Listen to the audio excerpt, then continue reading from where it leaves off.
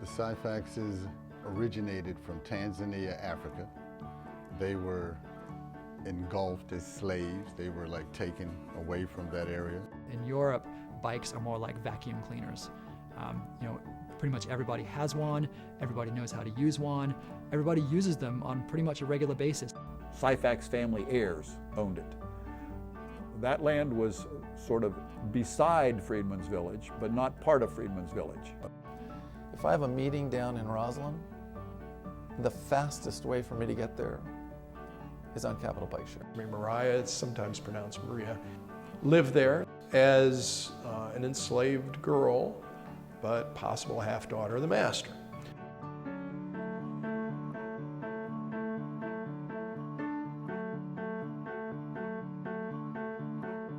Since January of 2012, we've had over 100 accidents involving bicyclists, and often, I believe in about 80% of those, the bicyclist has been injured. We need to realize that it's kind of serious stuff. It's people's safety, and people can get hurt. I mean, we can't just keep having more and more people and putting them all in cars. This just isn't going to work well.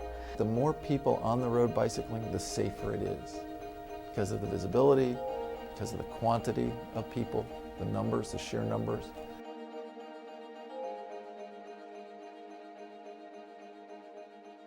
The League of American Bicyclists has a program where they award communities a rating, basically, an award based on how bike-friendly they are. What they do is they have a whole bunch of criteria that they'll look at how many on-street bike lanes you have, what kind of education and information, what kind of classes to teach people about bicycling and bicycling safety. What the streets are like, how many people bike there, how many bike racks there are, all those kind of bike-friendly aspects.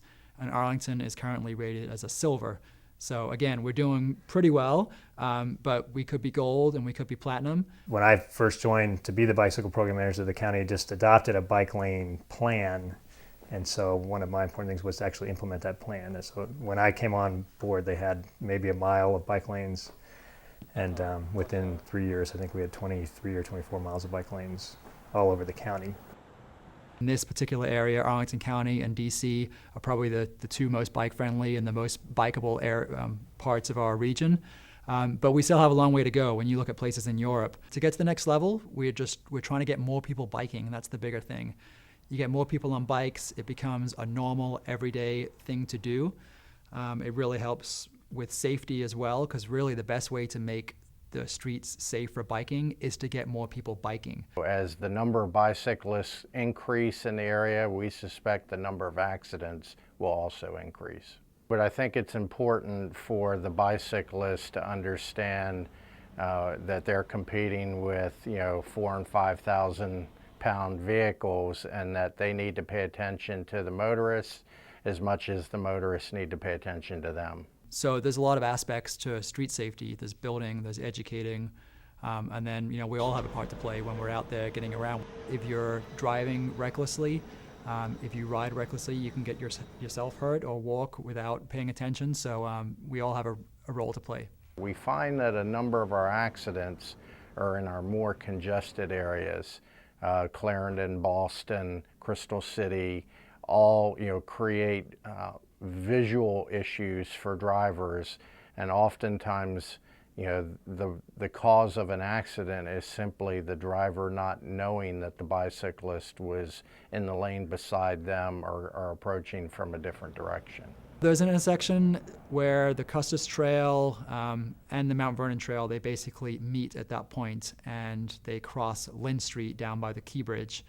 It's a very well-used biking route because the Custis Trail and the Mount Vernon Trail and the Key Bridge basically converge there. So we have a lot of cyclists, probably a couple thousand cyclists a day crossing through there, pedestrians also. There are some issues because one of the main movements the cars are making, which they're turning right across that crosswalk, and they're coming off of I-66 onto a smaller road. So the signal timing is pretty key, and they're making right turns on green legally at the same time that pedestrians and cyclists are going straight across the crosswalk. The problem is bicyclists gain a lot of speed as they come down the hill from the Lee Highway direction towards Roslyn and towards the bridge to cross over into DC. But the road is quite wide there, and the crosswalk is quite wide, so it is difficult for drivers to find gaps and to judge gaps. My advice to bicyclists is slow down through that area and pay attention to the traffic signals just like a motorist would. Police are aware of difficulties there. I think they've been trying to help out and both monitor the cyclists and pedestrians to make sure they're using the crosswalk properly, and to monitor the drivers to make sure they're using the signalized intersection. The county has gone to great lengths to even stripe roads to have bicycle lanes now, and so we're encouraging bicycle riding. We think it's good for the environment. We certainly understand that it's good for the time of somebody's commute, and so we're trying to create a safe atmosphere out there for them to coexist with motor vehicles. The levels have increased significantly, particularly in the last 5 years, and people, I think, having more cyclists on the street, cars and bikes, actually learn how to better interact with each other and in some ways become safer.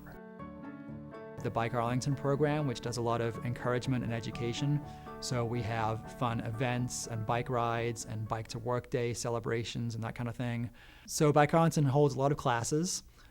We have everything from learn to ride classes, which are like for very beginners, mostly for adults that never learned how to ride a bike when they were younger, and now they are interested in biking and they literally want to learn how to balance, how to steer, how to brake, how to pedal, the very basics. So we offer classes for that.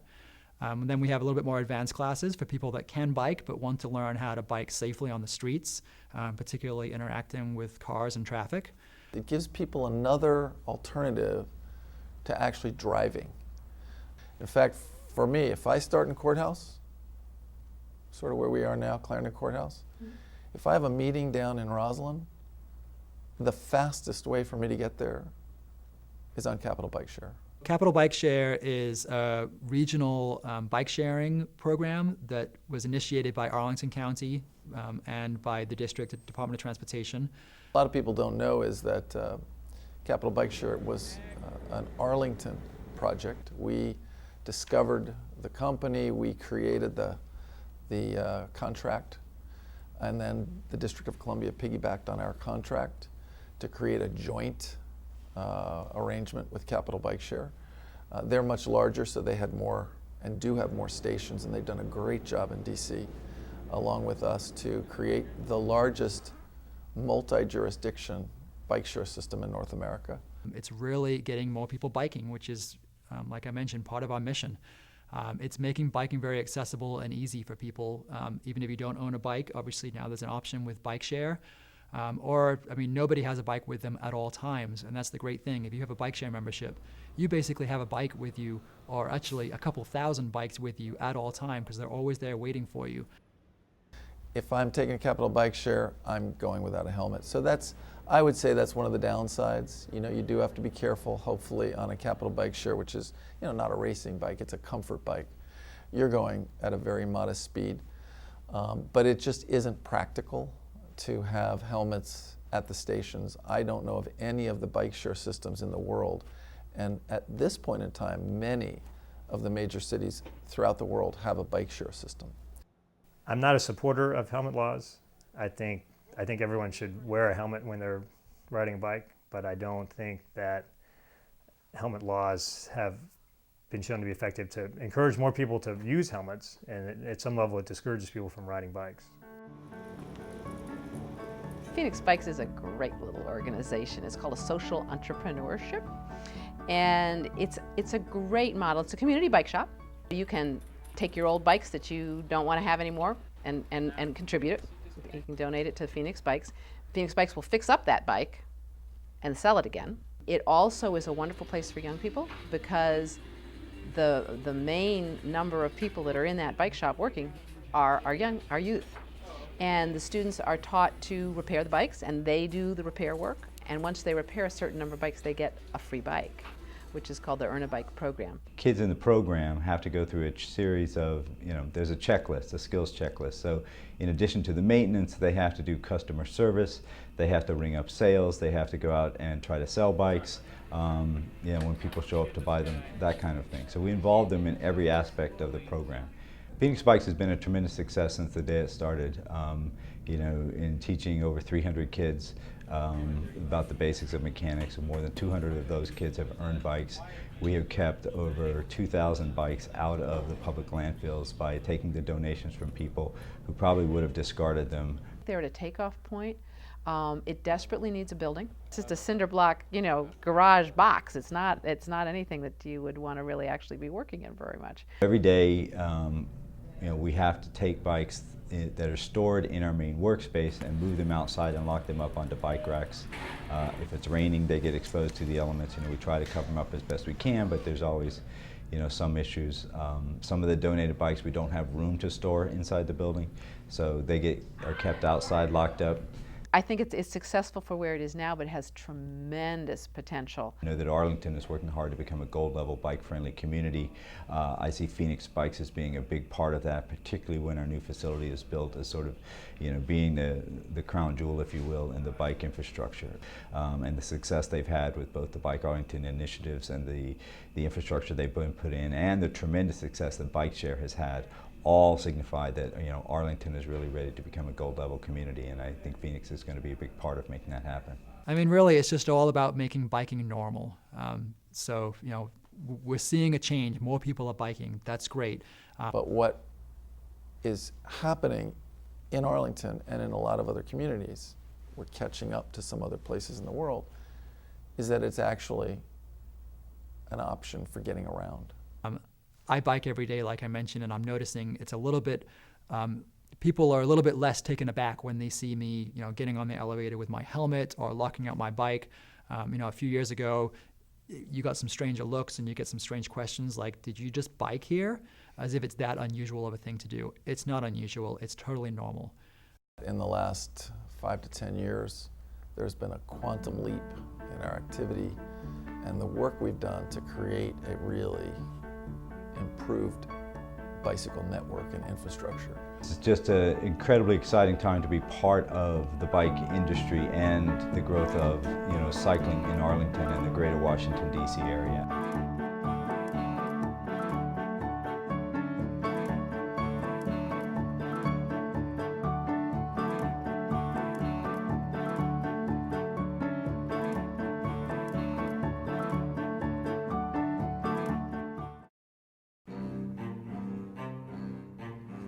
There's a lost chapter in Arlington's history. Unbeknownst to most of the county's citizens, there's a family that has helped to shape Arlington's rich cultural past for over 200 years.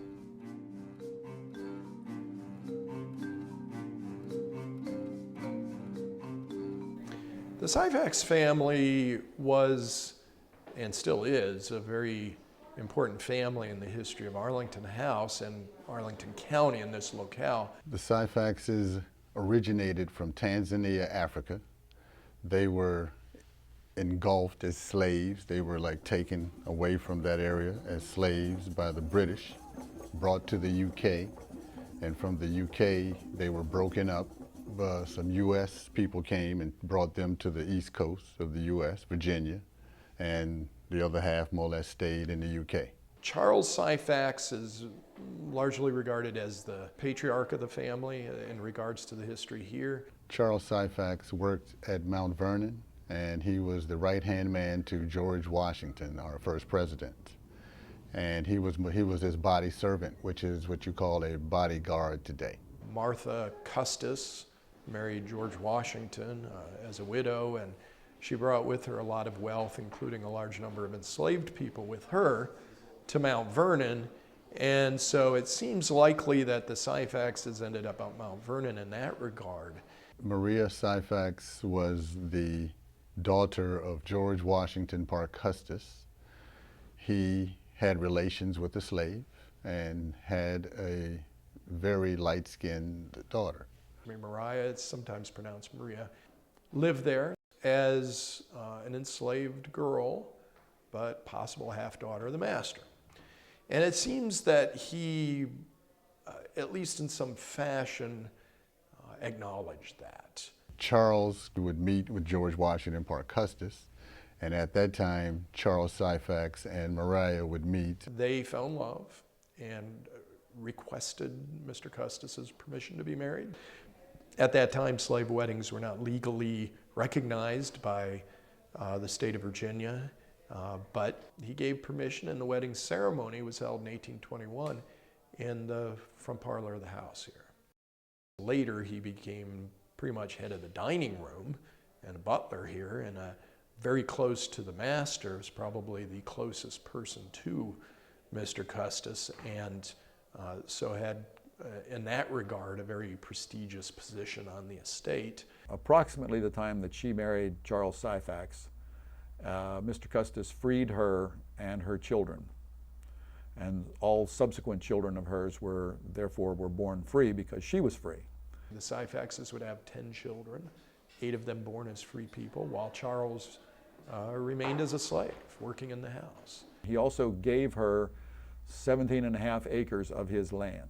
Well, Freedmen's Village was created during the Civil War as a response to a very large and very complicated refugee problem. It's been referred to as essentially a refugee problem. I have a map here of the Freedmen's Village in 1888, and it shows their property, and it shows it as the Syphax family heirs owned it.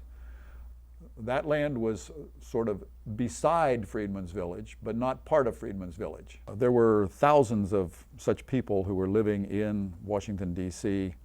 In 1862, 1863. They were temporary camps that were set up. They tended to be overcrowded and disease-ridden, and as a result, in the spring or summer of 1863, the federal authorities decided to establish a camp for them outside of the unhealthful conditions of the city on the heights of Arlington, where they would have access to fresher air and cleaner water perhaps, and it would be more healthful for them. Freedmen's Village had its own school, its own post office, its own marketplace where people could buy produce and food. And the people brought their skill as a slave with them to Freedmen's Village and throughout the rest of their life.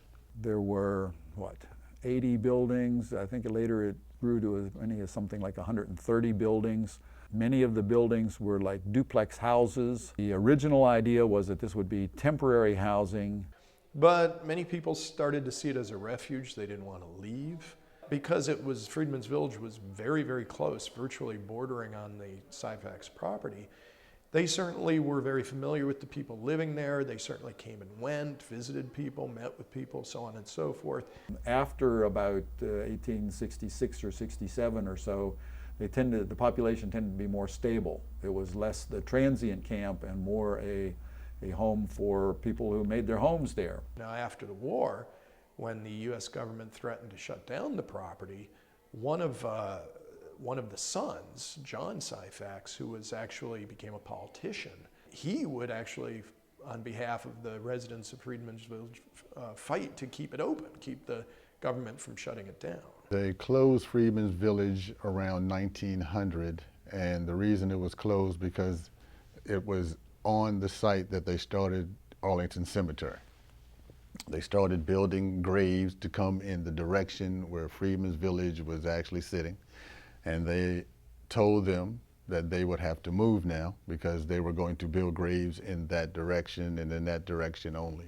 The residents fought the decision, and there were appeals and other court cases, but let's see, by 1900 or so, the residents had all moved out. Now, many of them, there are several historically African-American communities here in Arlington that were composed of the former residents of Freedmen's Village. There were 3 churches that started in Freedmen's Village and still exist in Arlington right now.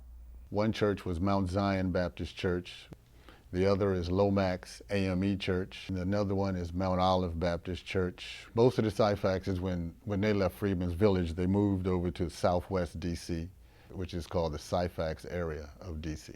In the second half of the 20th century, the Syphaxes became influential citizens of Arlington once again when Archie Syphax married a young woman named Evelyn. Evelyn Syphax was my mother. She came to Arlington to teach. She was teaching at Langston Brown, which is in North Arlington off of Glebe Road. And my father, Archie Syphax, was in the fire department right across the street in the firehouse working. And that was where they first saw each other, across the street like that. She was a great collector of historical information, and she played a great role in that and inspiring people to look into the African American history of our county. She had a nursery school off of Columbia Pike, which was primarily for black kids, but the people at the Pentagon, that was the closest and only nursery school near them, so they would drop their kids off and go to work at the Pentagon and at the Navy Annex, and so that was the prime location, and the business grew. She also had Montessori school there, which I am a graduate from, valedictorian. I really enjoyed this wonderful lady. I consider her royalty as far as Arlington is concerned. Today, Evelyn's son Craig hopes to continue her life's work as president of the Black Heritage Museum. The Black Heritage Museum of Arlington is a virtual museum. My mother started it. It's been her dream to build it. The Black Heritage Museum created a model of Freedman's Village, which is on display at Arlington House as we speak. Their stated purpose was to try to document Freedman's Village and the African American experience. The Black Heritage Museum is in talks with Arlington Cemetery, and we plan on building a building soon near the Air Force Memorial. In what may be the Syphax family's most lasting accomplishment, the descendants of Charles Syphax look to bring Arlington's lost chapter to light.